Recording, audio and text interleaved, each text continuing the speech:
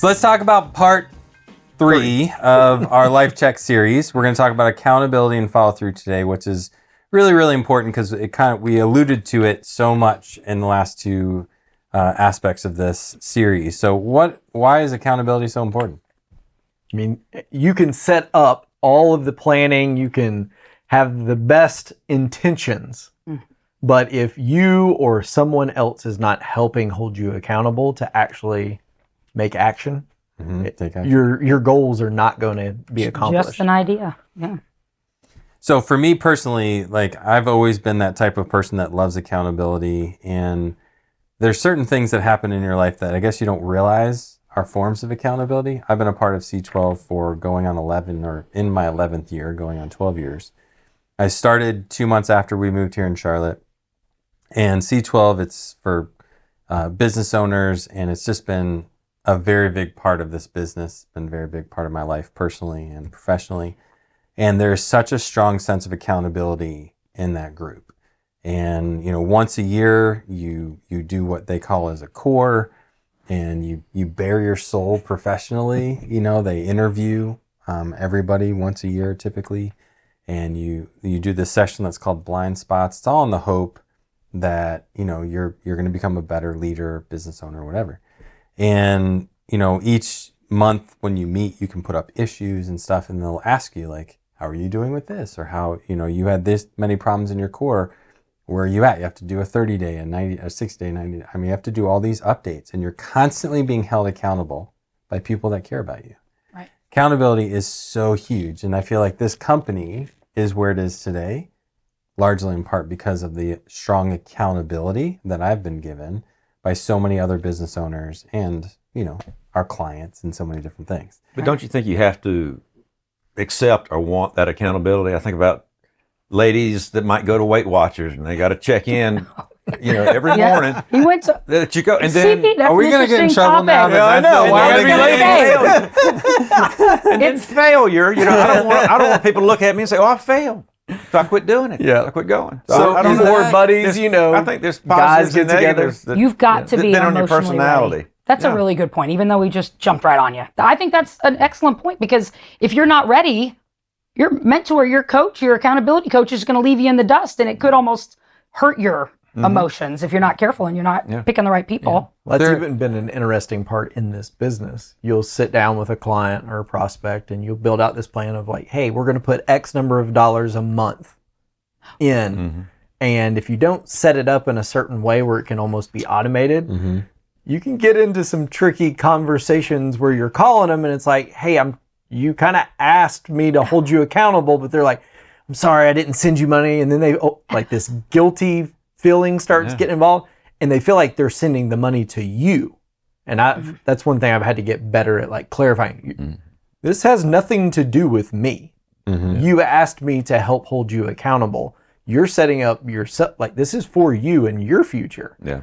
The plan changes if you don't do this, and we can modify. Let's dig into a little bit about the point that Charlie brought up, because he called it a personality. I think personality has something to do with all that. So let's just say, you know, whether you're a male or female, and you gave the diet example, you know, and you really want to lose weight, your personality, you think, can affect that? Or is it the fact that you just want to give in to the fact that the cravings are more important than the work that it creates, or the work that you have to do? I think people feel shame, whether they should rightly feel it or not. You know, I didn't make my 2 pounds this month, or whatever it happens to be. I don't want to go through that again next time. The accountability coach is going to remind you that you may not have made it to the step that in your mind, before you had somebody challenging you, you thought you could get. And the accountability coach, or which one did you just use, Jenny? Which one did you use? Weight Watchers. Weight Watchers. They're going to remind you, wait a minute, you said 2 pounds and you didn't go get it. Whereas when you just keep it in your own head, you don't actually ever admit sometimes that you didn't come through with that. And you probably don't want me to interrogate you. Well, why didn't you do it? Why didn't you do this? it? Did you Right. do that? No.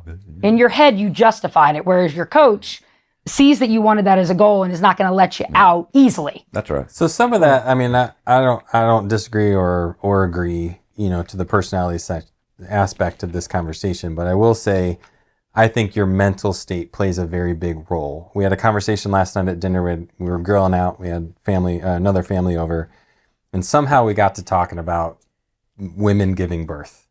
And then the word placenta must have been said 9,000 times. Weight Watchers. And it was just grossing me out. My stomach was hurting at the end of the conversation. And when we were discussing this, the other mom that was there, she had said, they had determined, like Steph determined before she had any of our kids, I'm doing the epidural.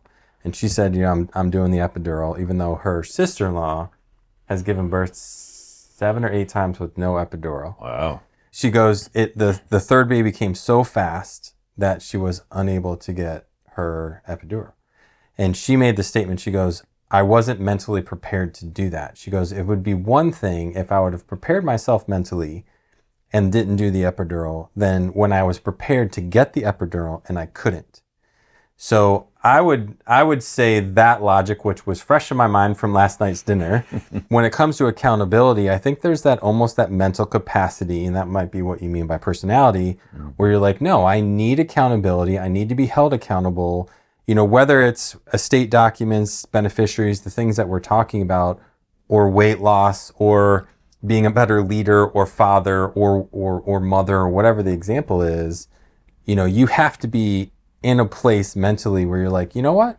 I need this in my life because I'm incapable, that humility to do it by myself. Or I'm going to get much further ahead by having somebody that really cares about me in my life being like, bro, you said, and look where you're at, And there are plenty of examples I can give of my C12 days where there's somebody brought up an issue or something in their core, and then the next year, it's their number one issue. I don't know if they just forgot or didn't want to address it. Yep. Yeah, they didn't have the follow through to get it done. And we're like, you've brought this up 3 years in a row. Well, and I think that defining, and I know we'll probably talk a little bit more about the specific plans, but defining the what needs to also be part of your accountability coach to say, you said, and 2 seems pretty attainable, CB, but say they said, I want to lose 40 pounds in a month.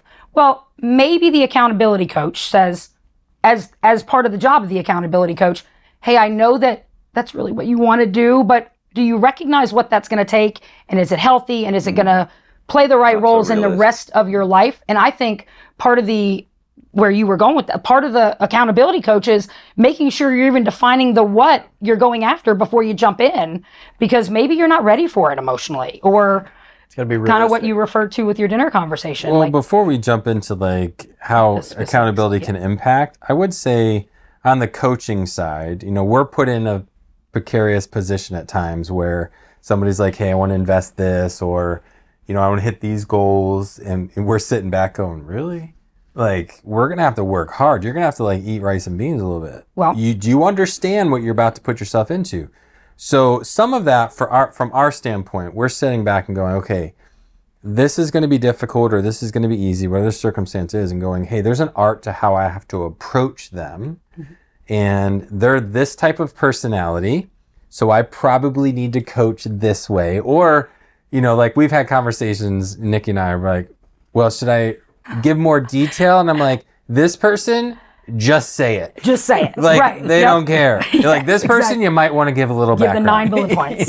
Right. Every person's different in how they operate, and you need to adapt as a coach, as somebody who holds accountability. And we're using accountability because it's a perfect word, but not everybody looks at the word accountability, and this goes back to Charlie's point, well, I don't need accountability. I'm strong on my own. Everybody needs accountability. And it's not about need or not need. It's just about getting more done because you get more support around you. Well, I stole this from you, but I got to say it because it just came into play yesterday. Sometimes somebody thinks they want something, and you cannot, Paul, I don't want to use your line. I want to use it, but it kind of ties in with your dinner conversation. You don't want to call somebody's baby ugly, right?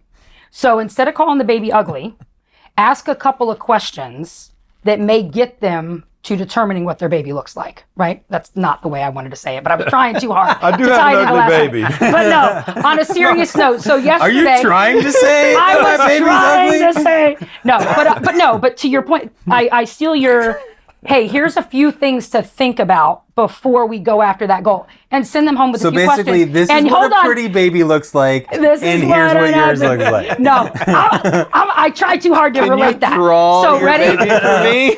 So ready? This on a serious note, I'm going to try to get this stinking point. I should have never done In that. detail. So sending somebody home with a few questions to think about that they were walking in not realizing what might have been involved in what you just asked. Yeah. And I say, now, stole this from you. You have to convince me that that's truly what you want. Yeah. And they're like, can well, make what do them you mean? trip Aren't you over the the truth. And I'm like, no, but I don't want you to go after that. It's the opportunity cost and the different things that you have to give up. And if you can't come back and convince me after you think through these few things from an outside perspective, do you really want it that bad? Right? Yeah. Yeah. Forget the babies and ugly and all that. I was trying too hard That to was tie it too in. great. I had We all looked at each other like, oh man, here I we was go. trying to Time tie to in. pounce. Bad. All right, so let's talk about how accountability can impact goal achievement. So give me some areas, give me some aspects where accountability, can help you improve yourself, your situations, your thought process, your mental capacity, whatever. Well, it's one thing to get yourself motivated. But if you got brothers, sisters, friends, a spouse, an advisor that can also come alongside you and help motivate you and remind you why you're doing these things, it just makes it that much Well, think easier. about, we've talked about estate planning beneficiaries already.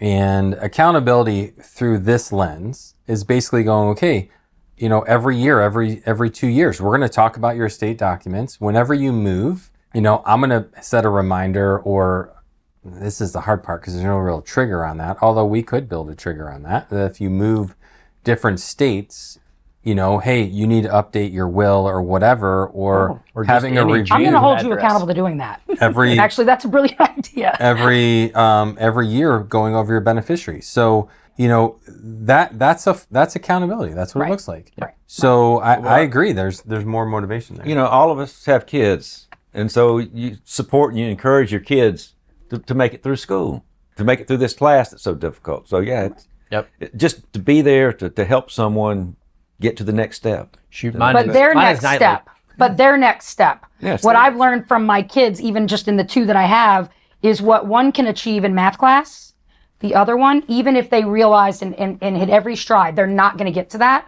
Whereas in English or history, my one kid can't get there. So if I challenge them too hard, they're going to fail before they start because it's not attainable. Yeah. And their mindset. So back to your question, I think like the mentor, when you start putting your head down or you start getting discouraged, can say, lift your head up and let's stay motivated and let's keep the right mindset instead of kind of beating yourself up as you miss something along the way. What else? I think getting the right goal and then staying focused on that goal and having that ongoing encouragement to do that, getting the right goal, clear, specific goals. And then digging into that even further, I think putting time parameters around certain things like, okay, I want to do X, whatever X is. And this is going to be really hard for me. So I'm going to give myself a little bit of grace. And let's just say it's going to take 12 months. Well, the worst thing that you can do is just set the goal, on this day and go, in 12 months, I'm going to be a different person. Well, no, you got to do steps, and that's where the accountability comes in. Even if it were like your estate planning, let's just say on the estate planning documents, like I want to get everything in order. And then one of the things that we bring into our clients as an idea is writing letters and doing different things. And, some of that takes time and some of that is like hard work. So you're just like, hey, I'm going to give myself this period of time and I'm going to get this done here. I'm going to get this done here. So you break things up. So by the time you're at that end, you're like, oh, this actually wasn't that hard. Yep. And unless it's, Yeah, but you something think about crazy. all those things. I got to do 5 things to create my state.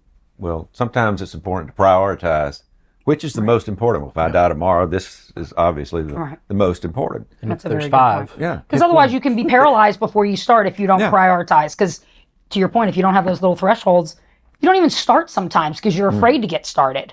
And money or any other goal, weight loss, any of the goals, like don't be paralyzed because you make Because it you're looking too at the big picture, and Yeah. I can't. How do you eat an elephant one bite at a time? So yeah, That's it. One thing that's interesting, we have down here, enhanced responsibility and ownership.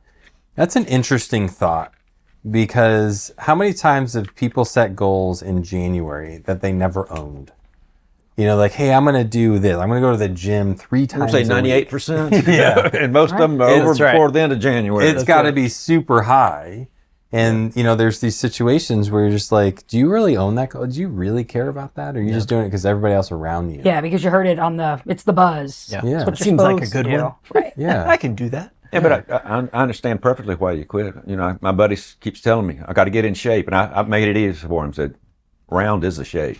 We're just going that route. Hair. That took all the pressure off right there. That's funny. Well, and we've read this book. It's called The Gap and the Gain, and it's really about shifting your mindset, like, and looking, like, you can't really measure how far you've gone by looking forward. You have to look backwards. So even if you set these goals and, hey, we got 5 things I need to do to fully have my estate planning documents together.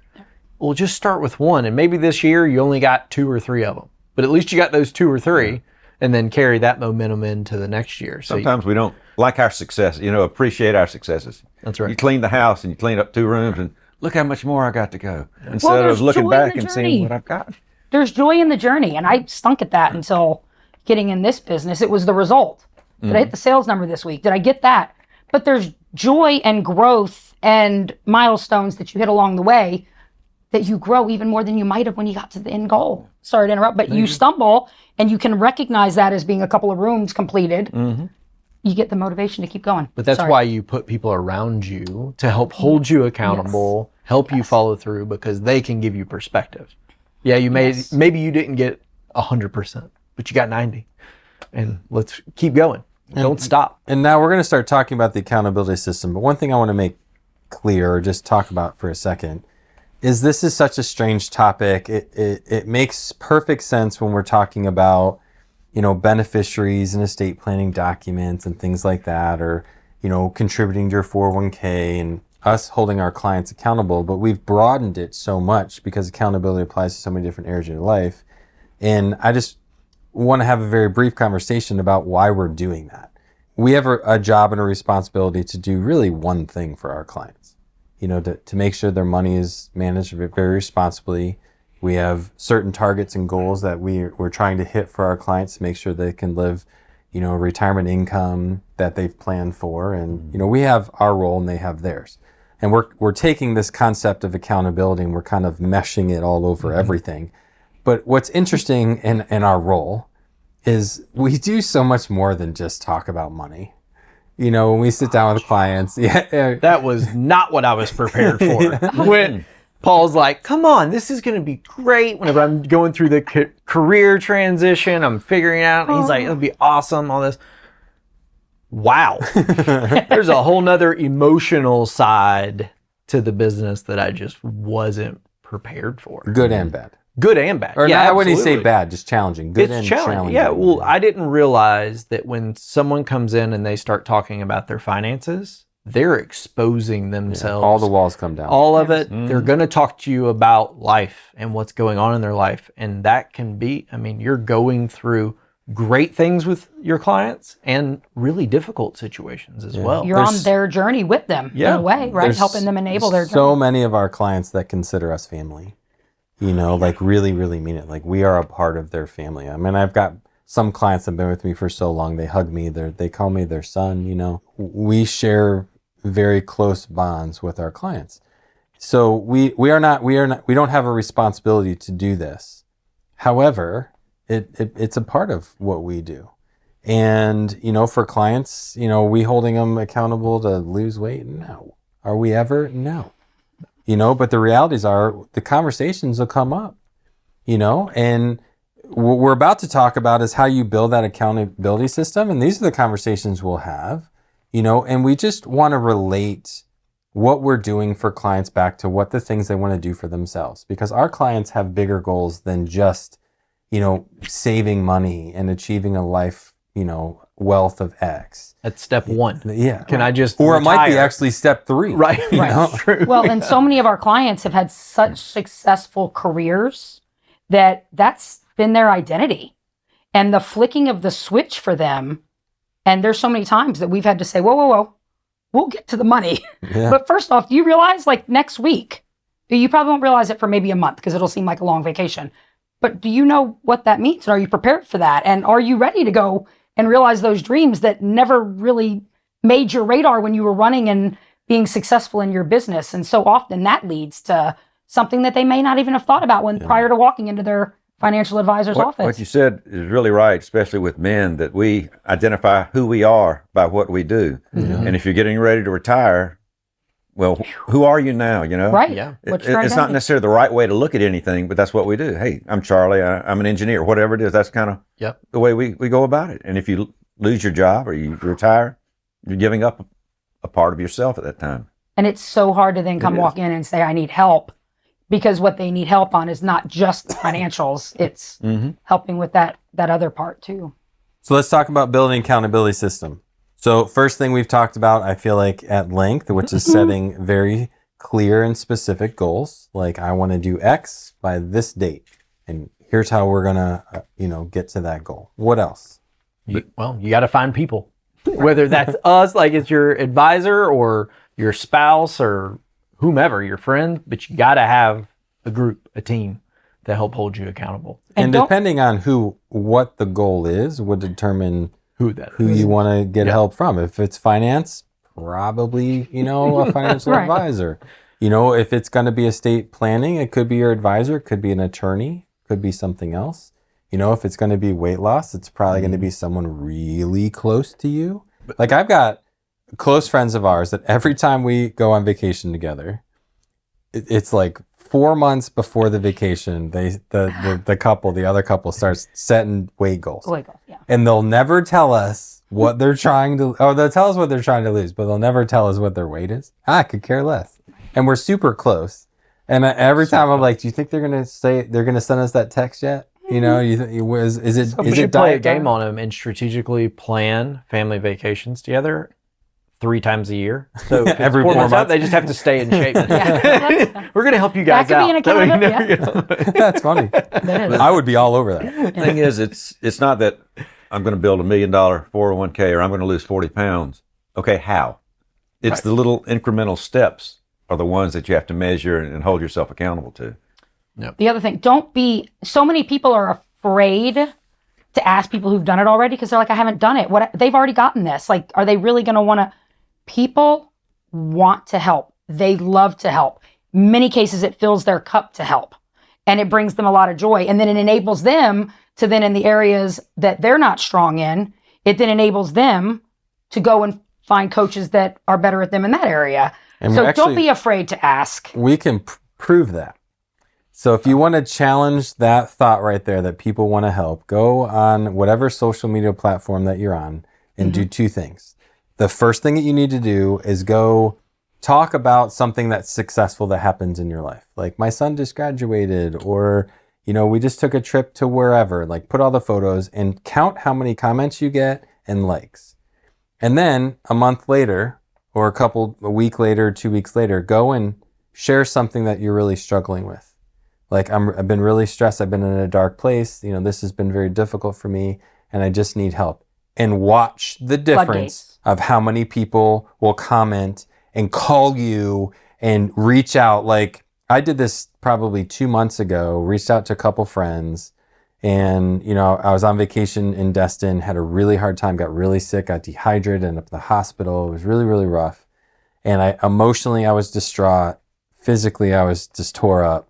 And I reached out to some friends and I'm like, pray for me. I'm sick. I'm mentally exhausted. I just need a little bit of prayer. And man, for like weeks after, they're checking in on me, sending me all kinds of things. And I'm like, I only text, I don't know, maybe a dozen or 2 people. And I swear I was getting hit up every day for a month. And after a while I was like, bro, it's like, quarter, I'm gonna be sick. I'm healed. I'm healed. I'm better. I'm gonna bring you back to sickness. You're making me feel like I'm still down in the dumps, And even when I'd say I was good, you just, hey, you're on my mind. Just want to let you know I'm praying for you again today, and they'd send me a devotional or whatever. I'm like, I'm good, It is such a good point. It is awesome that people have a heart for that. You opened up an emotional GoFundMe page right there. So everybody just pumping it in. Dopamine hits. Yep. I think it's great. It is so true, Nikki, that you share a success you will get a small percentage of people to love your success. And people will like it not because they love it, just because other people are. But when you're hurting, you're going to get everybody out of the woodwork to say, hey, I can relate to that. I've been there. Let me tell you how I got through it, or what God did in my life, or what happened in my life, and how these are the people that I went to. Here's my support system. They're just going to say, I understand what you're going through, and let me share how to get out of it. And everybody wants to be a part of something bigger. Yeah. And so often, you get blinded by, social media. I'm guilty of posting my daughter's senior, night, but really, to your point, that people want to be a part of your journey, not just see it after it's done. People want to be a part of something bigger. They want to be a part of other people's lives. They want people a part of their life. Some people are afraid to ask. And that's one of my favorite parts of the world, honestly, is that very thing. And people don't realize it to be true until you start doing it. So last thing I want to talk about, and we can end on this, and the last note we have is celebrate milestones. And Kyle brought up the gap and the gain. I've changed that for me. I call it the void and the victory. But the reality is, so many times we're faced with this choice. You're either disappointed that you didn't get to where you wanted to go. I wanted to lose 50 pounds and I only lost 45. Like, I'm a failure, versus going, I lost 45 pounds, And I think so many times we're in this crossroad where we're like, we didn't achieve the goal, but we're such a different person, or, I wanted to check all my beneficiary forms, make it lighter. Yeah. And there was 9 forms. I did 8 of them. Like, do you get mad at the 1? Or do you celebrate the 8? And I think too often our perspective is jagged, where we're not celebrating the gain, we're not celebrating the victory, we're just living in this void where we're just like we're just failures. We're not good enough. We didn't get there. We missed it. Yeah. And that's been a struggle, I think, at different times in my life. Where the real growth happens in my life, I feel like, when I'm constantly paying attention to the victories. I'm like, man, I'm not where I want to be, but I'm not where I used to be. Right. And don't ever get complacent. Didn't say that at church. I'm not, where I want to be. I'm not where I'm going to be. But thank God I'm not where I used to be. That's exactly right. Oh, that's good. Gosh, CV. Started and finished with positive.